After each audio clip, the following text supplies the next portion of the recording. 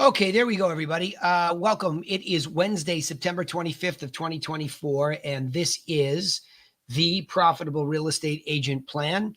I appreciate all of you that come here live, and tonight I really like this subject because it is something that is near and dear to my heart when it comes to what you say on the phone and what you say and how you say these things to influence people.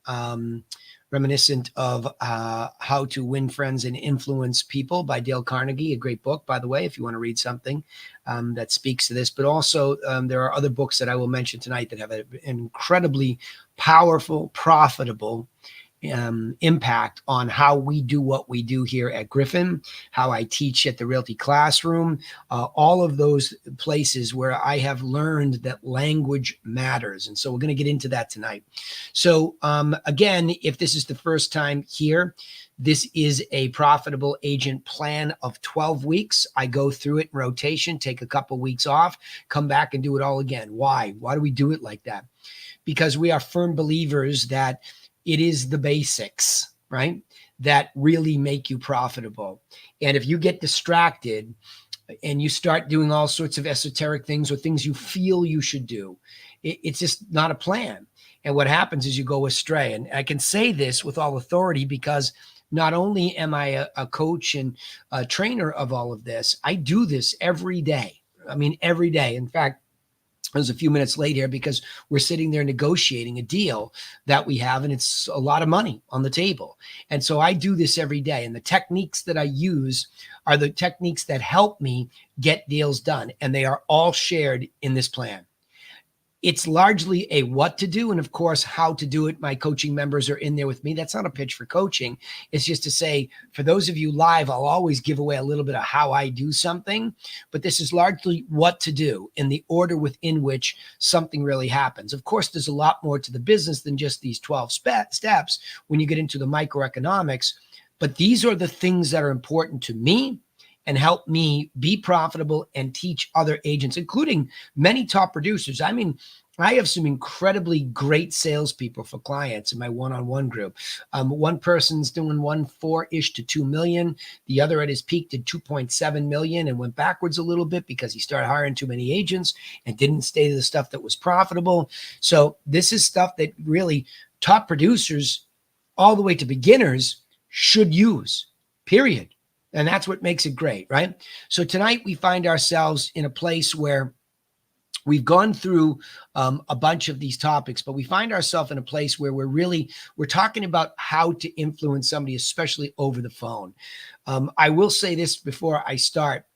If you're not intentionally creating new business in any business, you're in trouble from the get-go.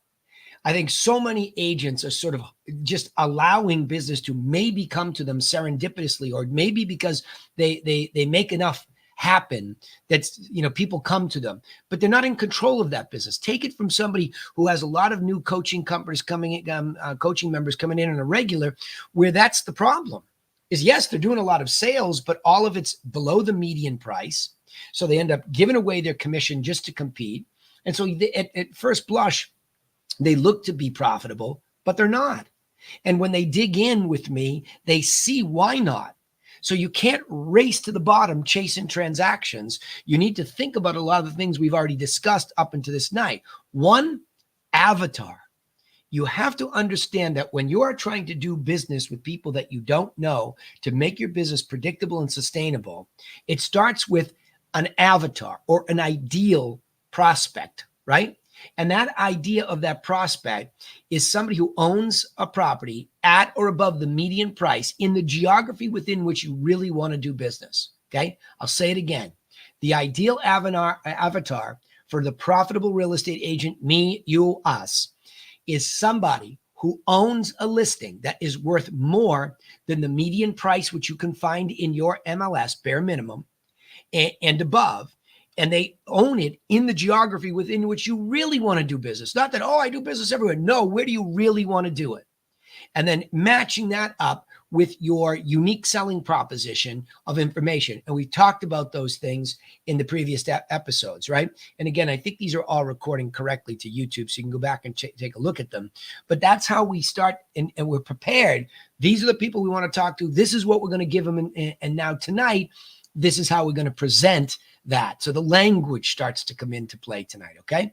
So I'm going to play the slides here. Again, it is a lecture first. So I go through these slides. It's a fill in the blank so that your brain starts to work. I always recommend a nice pen and pad of paper and write things down for yourself.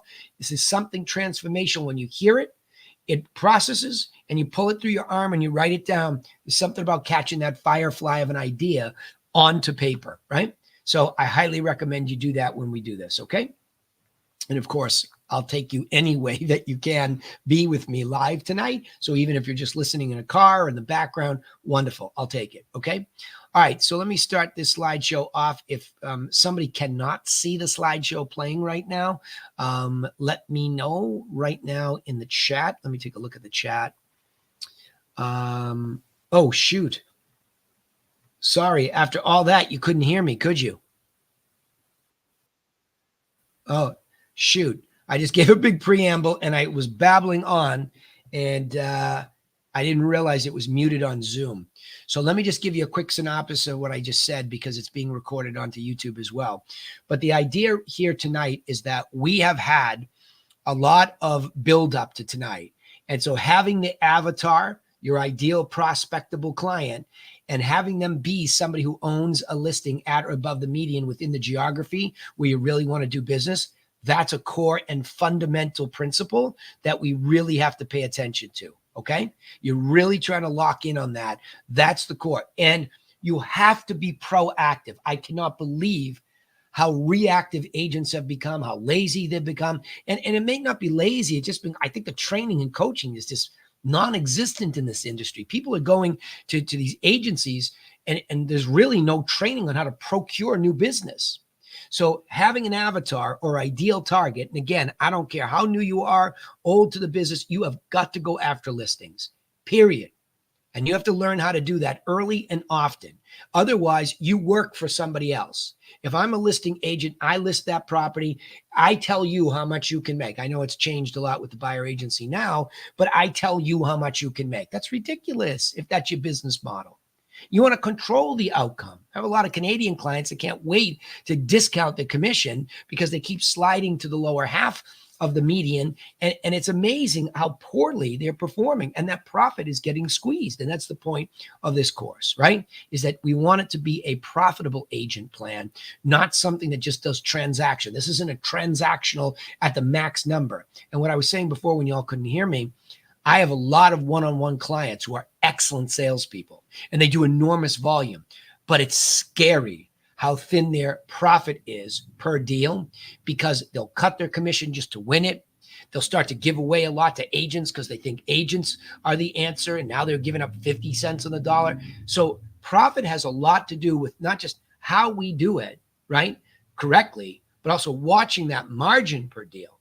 Well, there's no better way to increase how much you make per deal than to stay focused on the median price, which you can get out of your MLS and above. Wonderful if it's average because that's higher usually, all the time, I would imagine. But that's even better if you can start to sell properties up there. It doesn't mean that I don't sell myself some below median properties. I did a 500. I got a 495 off of that one. So that's nice cash flow. And I was helping somebody because they were in dire straits. Somebody had passed in the house. So I'm not dismissing that. I'm just saying intentionally, you have to make a firm decision that you are going to try to acquire listings at or above the median price in the geography within which you really want to do business. So that requires you to find an avatar where there's a real why they want to sell it and a motivation of 9 to 10 on a 1 to 10 scale somewhere in the next 12 months. That's my framework. And that has served us extremely well. I was talking to one-on-one coaching today. One of my clients was saying, oh, I'm excited because I know it's 3 years out. I'm like, don't make that okay. You don't have good capacity to keep up with someone who's 3 years out, but you have excellent capacity to keep up with someone who's 3 months out. So we need to start to target these people. So when we get into this language tonight, target the obvious people who had context recently, expireds, probates where somebody's dead, FSBOs where they're trying to sell it themselves. These are all hanging in plain sight fruit, not easy to pick, but low hanging. And you yank on it with the right language, making the right offer with the, to the right avatar. It's music, right? And it really works. So I'm going to get into showing my screen here. Let me just make sure I have it on Zoom too. Sorry, I'm recording in both places. That's why I apologize for it being kind of discombobulated when I was babbling on there. Okay. All right. So what do you say to influence people? I had said I made a book reference that it reminds me of, how to win friends in how to win friends and influence people. What the heck is Dale Carnegie's book name? I think that's close, right? But that's a classic. But tonight I'm going to talk about a book that really was practical. I really like books that are very specific in what they tell me to do. And so I'm going to talk about one here tonight, okay? So if you don't see my slides changing, you let me know that. So away we go. So developing an answer to the question, what do you say to influence people, is essential. So we're going to use this worksheet tonight to understand where to find the best leads, okay? Why is this? Hang on one second. Yeah. Bear with me one second.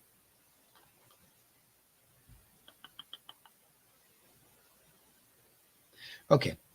So I want to get into prospecting first, because before you know what to say and how to say it, the one thing that I never understood was prospecting when I first got into this business, because it was equated with cold calling, and cold calling was equated with a negative thing. So I was influenced by somebody who was coaching that way, when the truth is that's a very dangerous thing to teach people, because it turns us off from the act of prospecting. And quite frankly, we all prospect, all of us. If you have to talk to your mother about selling her house, you're prospecting her, right? So it doesn't matter who you're talking to about selling their house or buying a house for that matter, but you're prospecting them. In other words, they are nothing more than a contact. A contact is the raw material that runs along the assembly line, right? Runs along the assembly line until it becomes a happy pass client at the end. That's the raw material. Having said that, its disposition changes from start to finish. What's that mean? It means that in the beginning, it's a lead, okay? And then it's a prospect. And that's the gap right there that has to be bridged. We have to understand how to do that. Now, go back to what I was saying earlier. The people I want to focus on primarily, and of course we do it with buyers too, but the people we want to focus on are listings, sellers, people that have that. And we want to find the best quality leads so that we can make a solid offer to them and convert the best of them, not all of them, not a lot of them, even just a few of them. We want to convert them into a prospect. That's the act of prospecting, right? So turning a lead into a viable prospect requires you to determine why they are moving and how motivated they are on a scale of 1 to 10. So over a long time of understanding motivation and understanding, just a lot of, book. I mean, Simon Sinek got famous off of, start with why. It's a basic thing. And I can't disagree with that in this case. His context is different from mine, but mine is, if somebody doesn't have a real reason why they want to sell or buy a property, there is really largely nothing you can do. I know there's a lot of training to say, well, just keep them talking and just keep them going and overcome those objections. If there's no why, all of that training is foolish. So what you're really trying to do is say, okay, when it comes to leads, because we did our leads hiding in plain sight already. We've done those, sellers and buyers, right? We talked about them. So again, of course, the sellers hiding in plain sight I've already mentioned tonight, where we've talked about a seller expired or withdrawn, a seller FSBO, a seller probate where somebody's passed and the property is going to be disposed of. Those are all people that have a disposition to potentially want to sell again. But we really have to dig into why. So when we train our telemarketers on Friday inside the coaching group, what we do is we really, really are teaching them, listen, we know we can teach all of you good telemarketers to make a good offer, but you have to keep digging in after that. After there's an exchange, you make the offer, they accept it, you double down on articulating specifically what it is, get a double opt-in, confirm that you're going to follow up with them once it's delivered. You do that so that they soften, so that when you say, by the way, will I have you, why are you thinking about selling this property?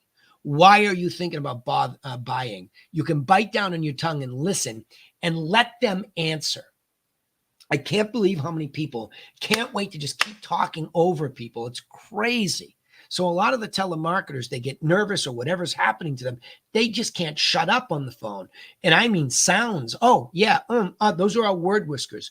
We need to learn to bite down on our tongues when we ask this question, why are you moving? Just step back. Let them have the tennis ball on their side of the tennis court and let them think about it and then hit it back and say, because this. Then that is usually a bigger concept. When they tell you why, it's usually a bigger concept, right? Somebody's sick. I'm downsizing. I lost my job. Those are big concepts. So big concepts oftentimes can confuse somebody as to when. So, but I found that when you ask why and when, the when it gets confusing, right? So, because that speaks a little bit towards motivation, because there's probably things that have them worried about that big why. So we found that better than the when was on a scale of 1 to 10, how motivated are you right now? So in other words, I'm talking to you. I meet you in open house. I get referred to you. I'm telemarketing you. I got this why, and it does sound like a real reason. But as you sit there right now, how motivated do you feel to sell that property, to buy a property right now on a scale of 1 to 10? Well, the scale of 1 to 10, and I've talked about this many times, the book, The Ultimate Question 2.0 by Fred Reichheld, has the framework of a 1 to 10 question that speaks more to how likely are you to recommend me, right? So think of your past clients, or just as they become your past clients. On a scale of 1 to 10, how likely are you to recommend me as a listing agent, right? And so what happens is now all of a sudden you're sitting there and you're thinking, that's a good question. Well, what Reichheld found on this scale was that a net promoter or a highly motivated person was a 9 to 10. A neutral person was a 7 to 8, and a 1 to 6 was a detractor. Well, you can use that same framework with timing and motivation. Because when they say 9 to 10, well, you know that's a high level of motivation. That's a net positive, right? Based on this methodology. The 7 to 8 is neutral. So now you've got to dig in a little bit more and figure out why. And a 1 to 6 is yikes. That's not motivated at all. In fact, that's the opposite of motivated to do this. So that low number is really trumping the why. And this is just what we've learned over time by listening. Well, at least I have, listening to thousands of recorded calls and teaching telemarketers, right? So we have to know that those two core principles of getting those answers is the key to understanding prospecting. Turning a lead to a prospect requires them to have a real why, and eventually, in a shorter period of time, a 9 to 10 motivation. Okay. Why do I think like that with the time frame? Because a lot of people say, well, if they're motivated, I'm just going to stick with them. Well, you look at, take it from a coach and a doer of this thing. It is extremely difficult to be disciplined, to have the right people, to have the right systems, the right softwares, to stay in touch with people more than 12 months. And 12 months is long for most of my coaching clients. It's long. And what we keep ignoring is that there are plenty of people that you can talk to and meet that are going to do something inside the next 12 months. You just have to have the methodologies to discover them. And yes, they are difficult to discover, but that's the methodology, right? So let's get into this. What's the most critical point to understand about a lead? Well, before trying to turn a lead into a prospect, you must be aware of their context, okay? So let's go back to the why. When we ask the why, we start to understand a deeper context. But even before that, I think what's interesting about choosing leads, I was talking to the Cohen brothers, who are clients of mine out in LA and Sherman Oaks to be particular, and we were talking about this today. there are a lot of choices of the ways that you can go out and prospect one of these people that owns a property at or above the median. So Abe Cohen was talking to me about 2 weeks ago. He was saying he was prospecting an area. You might know it as farming. So he was prospecting an area. So I just let him talk, and he went on. And again, it's just interesting. People that have been coached by me a long time, what they don't admit to in the beginning is their fear. So if they hear me talk about calling an expired, calling a probate, they have fears, and they have prejudices against what will work and what won't work. And they'll say anything. Oh, there's not a lot of them. Fear has many ways of talking you out of pursuing how this business actually works. Okay. That's just something I've learned as a coach. So you have to be patient. So Abe said, I was prospecting in this area and had some really nice conversations, and I sent out my business card, and, I'm going to keep in touch with them. I let him go. And he said to me, but I don't really love, just prospecting, an area like that. He said, it worked, but I don't really love it. I said, okay, let's think about this. Let's go back to the starting point. If the business really works a certain way, which we talk about early in this Profitable Agent course, it works this way. There is a marketplace that is digital called the Multiple Listing Service. That's the marketplace. It's no different from the New York Stock Exchange. It's a place where things are inventoried. One are stocks/equities. The other is the digital listing of a property. Works the same way. So the question is, well, who puts that inventory up into MLS? The listing agent. So don't you want to be a listing agent? Right?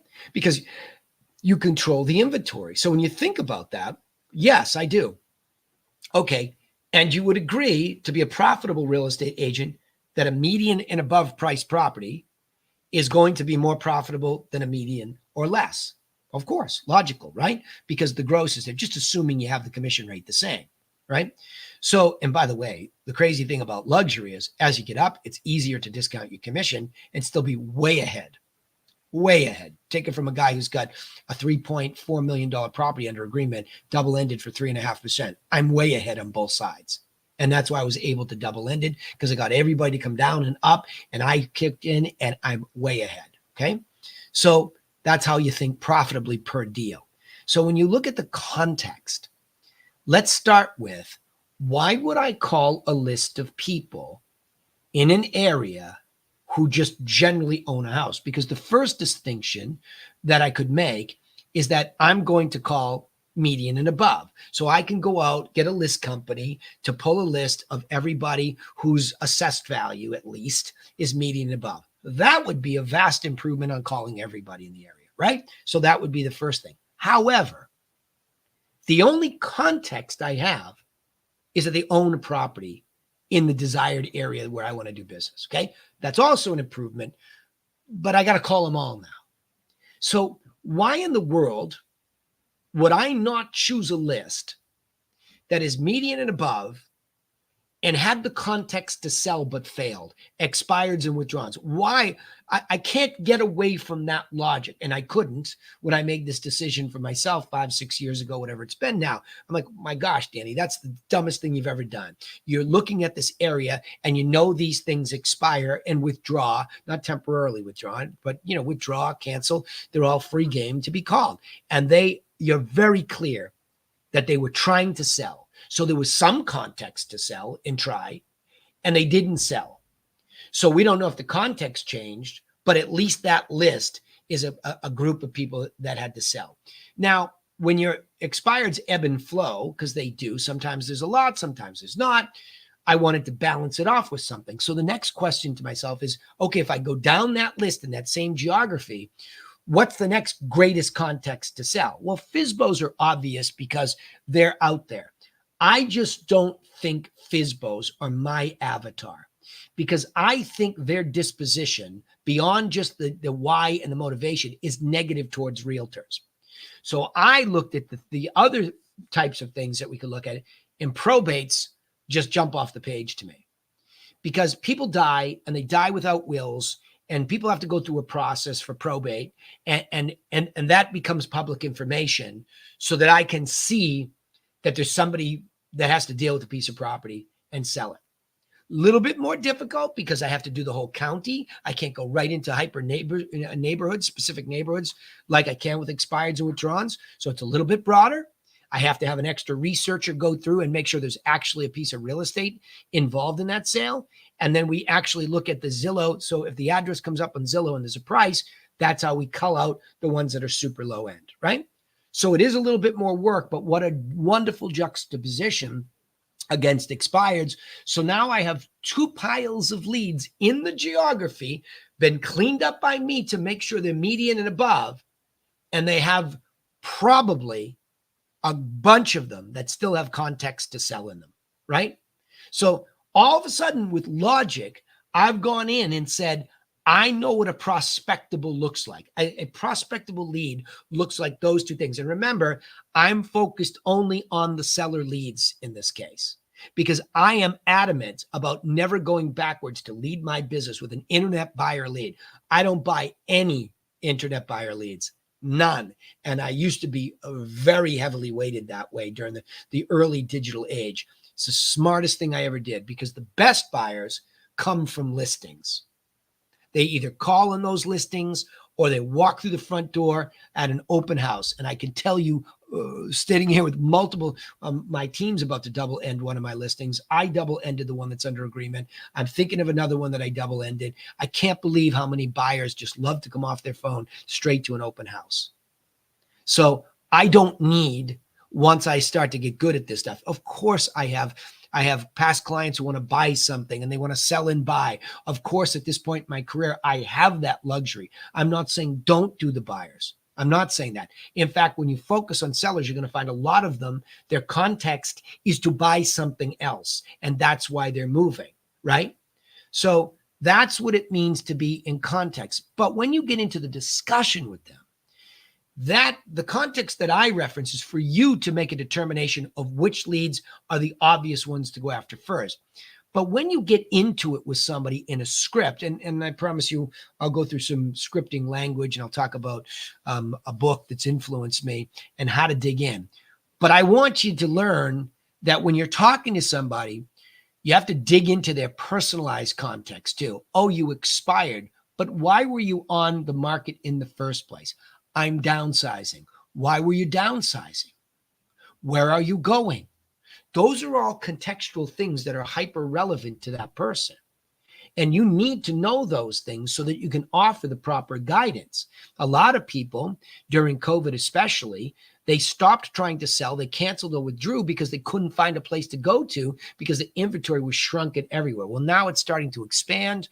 Economy's cooled off, rates have come down to try to, have a soft landing per se, but there's a normalization. So there's going to be movement again for these buy sells. So like I said, sell will lead to buys, right? But those are the types of leads that are most prospectable. Context matters, right? So what primary law of influence? Now we're going to get into my favorite part of this, right? What primary law of influence should you understand when developing your offer? Okay. This is where we start to get into how to influence people. So we've determined we got to have whys and how motivated the leads that are prospectable have the right context, right? But it's critical to understand the law of reciprocity. This was a key thing for me. Okay. I'm going to reference Robert Cialdini's book here. I don't know if I reference it later on, but Robert Cialdini's book, Cialdini, Influence, is, in fact, Charlie Munger, Warren Buffett's now deceased partner. It's one of the top books he recommended, right? And I just think it's just so stupid simple, but yet so powerful. Our brain, in its intellectual insecurity, wants to complicate things. We want to believe that the business is so complicated. And by the way, your animal brain will shut you down saying, oh, you can't do this. And that's ridiculous, because the law of reciprocity is a fundamental, immutable human law. If I give you a gift and you accept it, you are very likely to have something triggered in your brain that you want to give me something back. That's the law of gift giving / reciprocity. So to really understand how to influence people, There's really nothing in my mind's eye in the context of this business more powerful than giving something away for free, which, by the way, is completely in alignment with this new digital age where a lot of digital marketers early on, when it's, sort of the shovels and picks stage of the internet, meaning they were, selling people how to do things, not a single one of them didn't mention giving away your best what to do information for free, which I've said many times in marketing, especially the week about USPs. I have said this many times. It is not new to the digital age. The concept of a free sample given away has been around for a very long period of time, right? It just has existed. So I decided to really let it be the core of my business. And by the way, it made it so much more relaxing to think that I was going to just simply give away my best what to do information for free to an expired, to a probate, right? To people at open houses, instead of trying to take from them. And that's, as a coach, a lot of people say, well, I don't want to be that guy. I don't want to be that person. I don't want to be that gal. Okay, you don't have to when you're giving. Because when you're giving it in a genuine fashion, you're giving away your best stuff for free, expecting nothing in return. So there is no take. You are not that person. You can't be by its definition. That's why the law of reciprocity really can set you free, right? So what secondary law of influence should you understand when delivering your offer? Well, it's critical to understand the law of authority. So if I make an information package, we're having them redone for coaching purposes. I don't think, I do have one.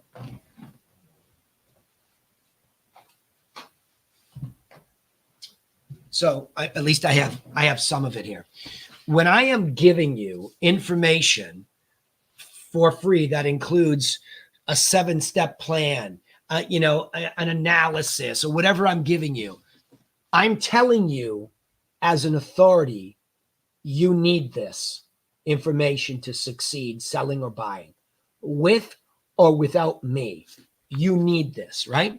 So when I give you the gift, I'm not going to say, I'm not going to have all this. Maybe this will. No, this will help you. I'm saying that as an authority in the business. And that's all of you. If you get a license, you're far more savvy than anybody that has a PhD that doesn't do what we do. So don't get intimidated by all the letters after somebody's name or how successful they are in business. They don't do this.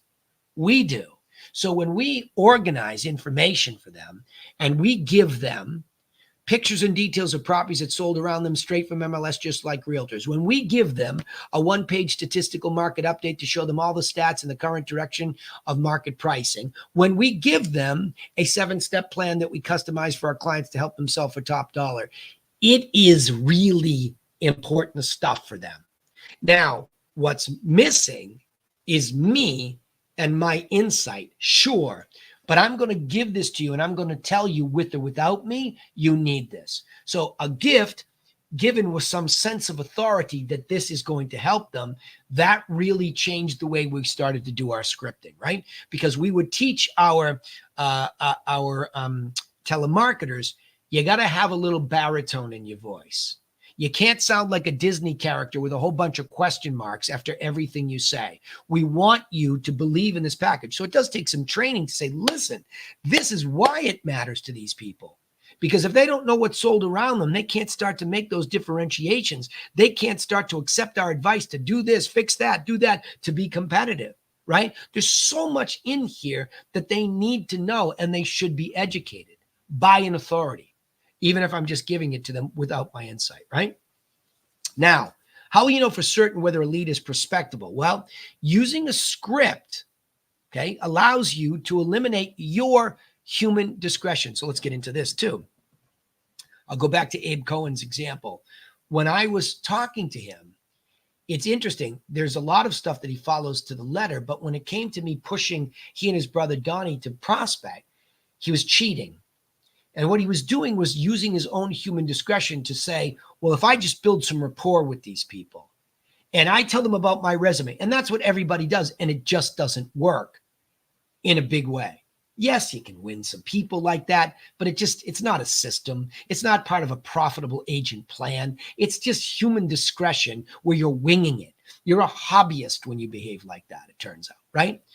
But if all of a sudden you say, okay, well, I have these laws, of this law of reciprocity, of a law of authority, and I need to determine, though, before I give away my best what to do information for free, that person really is prospectable.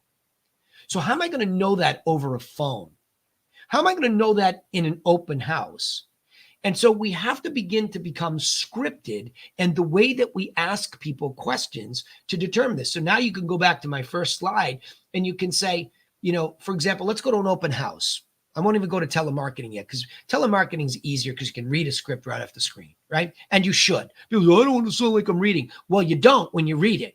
You know what it sounds like when you don't read it? It sounds like you have a mouthful of marbles and you're making it up and you're stuttering and you're all over the place. So don't tell me you're better than you are without a script. I will tell you, scripted performances, when I go into a listing presentation, the way that I do it now, everything's a script, or at least I'm hitting the same beats every time versus a 2-hour winging it. I could kill the older version of Danny. He had a lot more energy, right? A lot fewer gray hairs, but I would murder him today because I come in so methodically organized that it allows the person to process more clearly what I'm saying. So human discretion kills you. I could have you listen to thousands of hours of recorded calls of telemarketers when they're winging it using their own human discretion, and they miss good prospects. They miss them. Hiding in plain sight. They kill themselves to get somebody on, but because they're not following the script, they don't even know that they miss prospecting them. A lot of them will make the offer of information and not even get to the why and the 1 to 10. They won't even fight for that because just because you make an offer with law of reciprocity working to begin with, it doesn't mean you can't take it away if there's not a real why and a motivation. So I tell them, I want you to consider every conversation a failed conversation, whether it's live in an open house or you're in a presentation. If you can't really get the answers as to the fact of whether this is a good prospect or not, it's a failure. Just think of it that way, because your goal is to create a prospect that you can put in a pen and babysit until they're ready. And that's what makes your business predictable.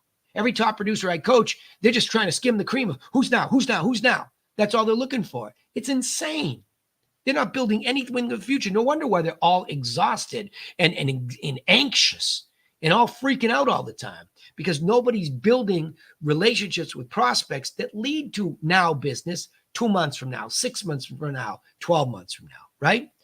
So you have to follow these scripts, right? But how will you know for certain whether a lead is prospectable? Well, you'll need to push towards acceptance or decline of your offer by determining whether or not the lead will have context to sell or buy inside the next 12 months.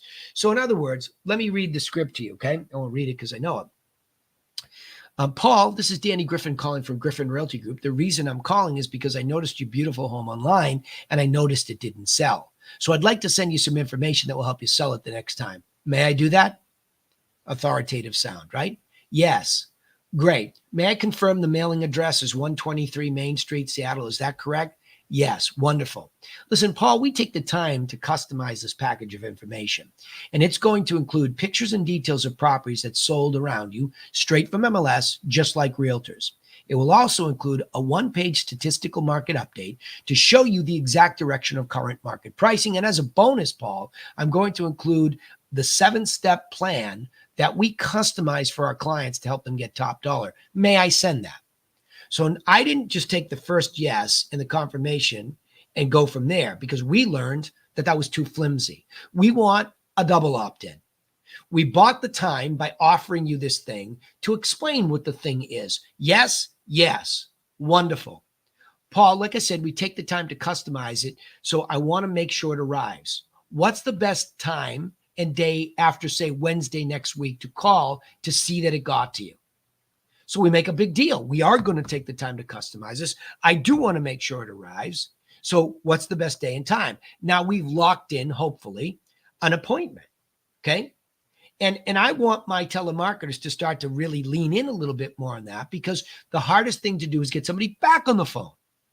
What helps us get them back on the phone is when this actual real physical Amazon-like package arrives in the mailbox and they're like, holy crap, they really did send it. But Not yet. I got a yes. I got a day and a time. 2 yeses, a day and a time. Hey, Paul, by the way, it sounds like you're busy, but I have a quick question for you. Looks like a beautiful house. Why are you trying to sell it? Now we shut up. And we see, do they rush us? Or what do they say? Here comes the context. Here comes the context. Right? Now, some people are standoffish because you do catch them in the middle of the car, in the middle of work, or whatever.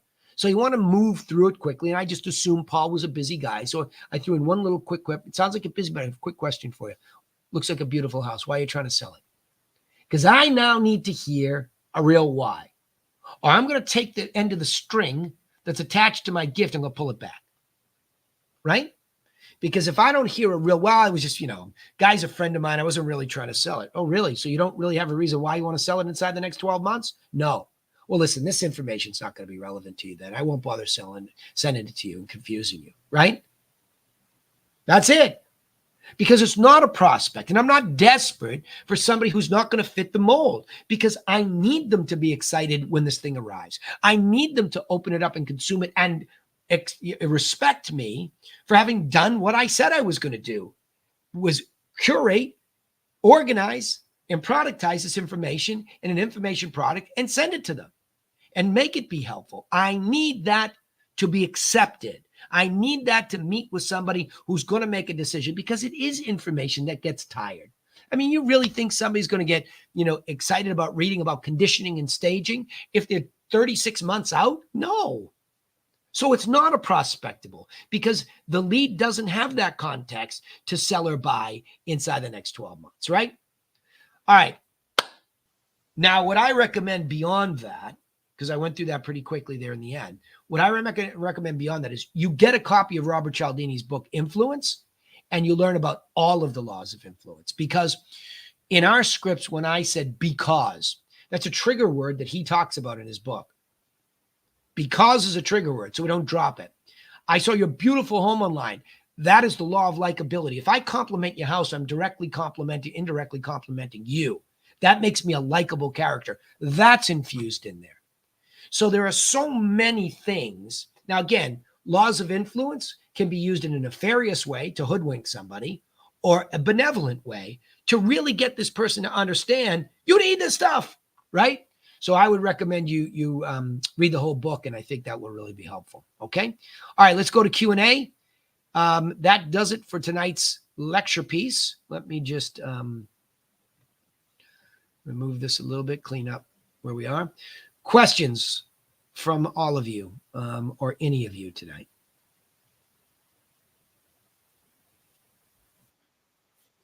Shoot, go ahead.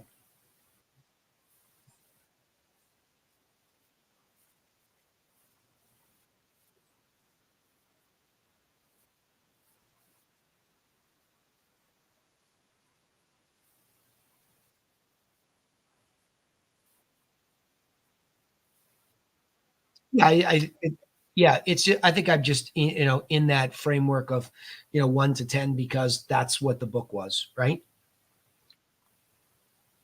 Do I think it matters?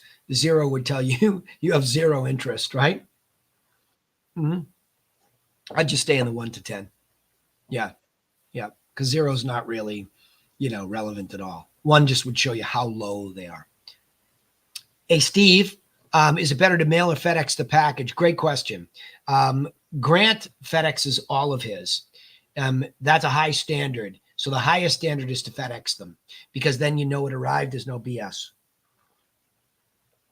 We mail ours most of the time, unless there's an urgency, like the people are super highly motivated and we think we can get me in there, then we FedEx them for sure. And the good news is I have the post office right down there. So we can overnight, at the post office, or we can mail them. And you can drop them off too, right? That's the other thing too. But FedEx is a big statement. It's a good high standard. It's very impressive when you do that.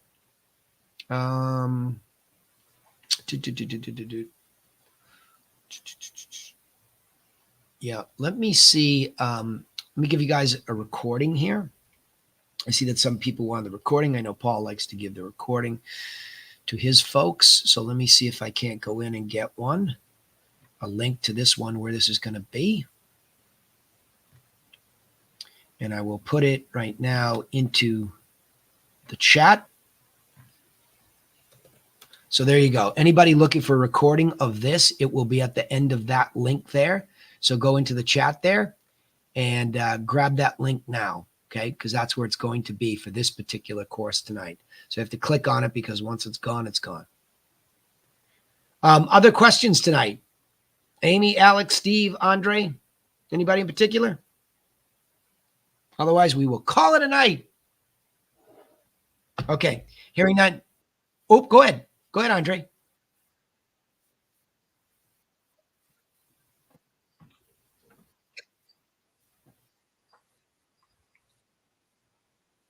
Yeah. Yeah.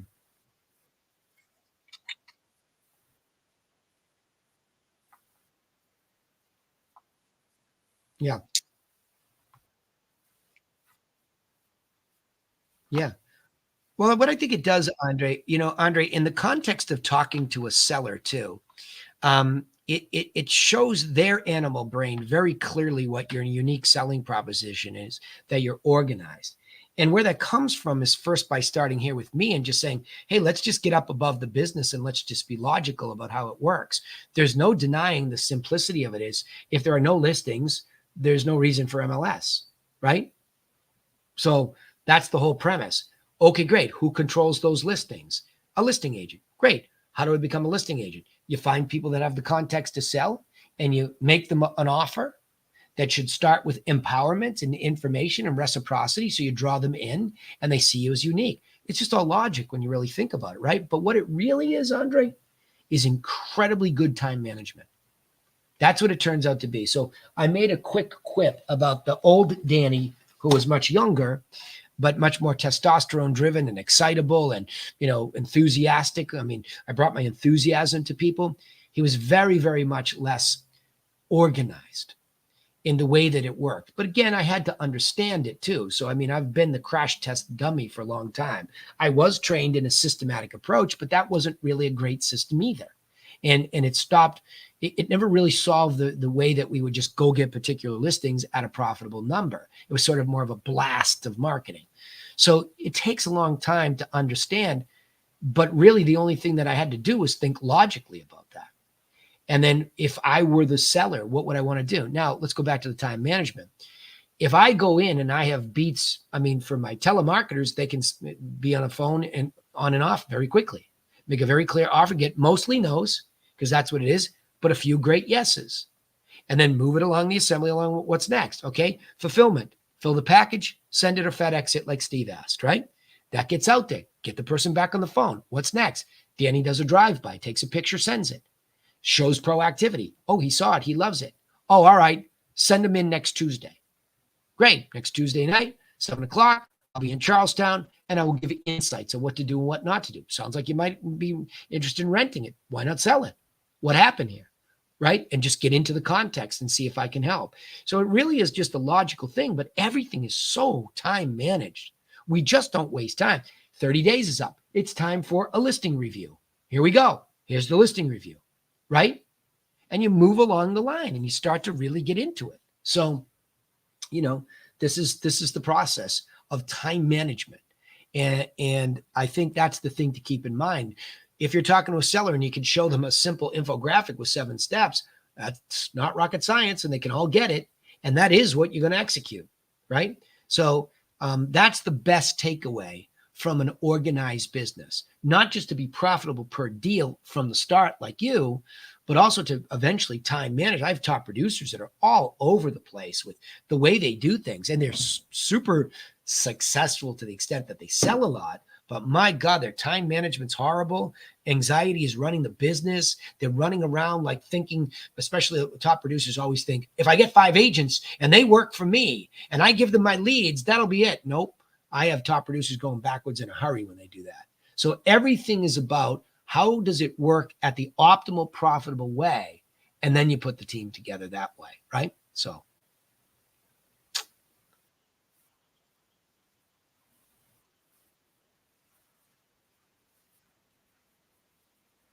yeah. Yeah, it's an Einstein philosophy.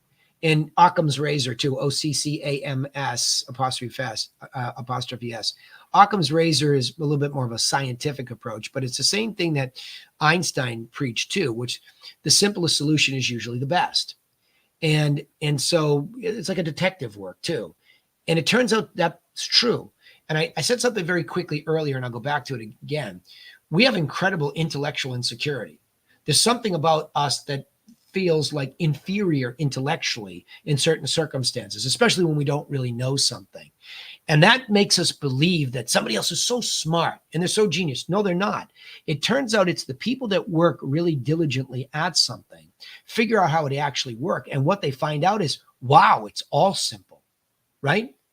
It's all simple. If you break everything down to its smallest, simplest parts, that's the way it actually works. I'm not saying that, rocket science is easy, but I'll bet you if you asked a rocket scientist who's been at it a long time, are the core principles simple and straightforward? Probably yes. Same thing with brilliant mathematicians and algorithmic writers. I think if you just do something a long time, it really is simple to you. Now, we might not be interested in writing an algorithm, so it would look crazy to us, and we'd think, oh, that guy's a genius. No, he's not. He just learned how do algorithms really work.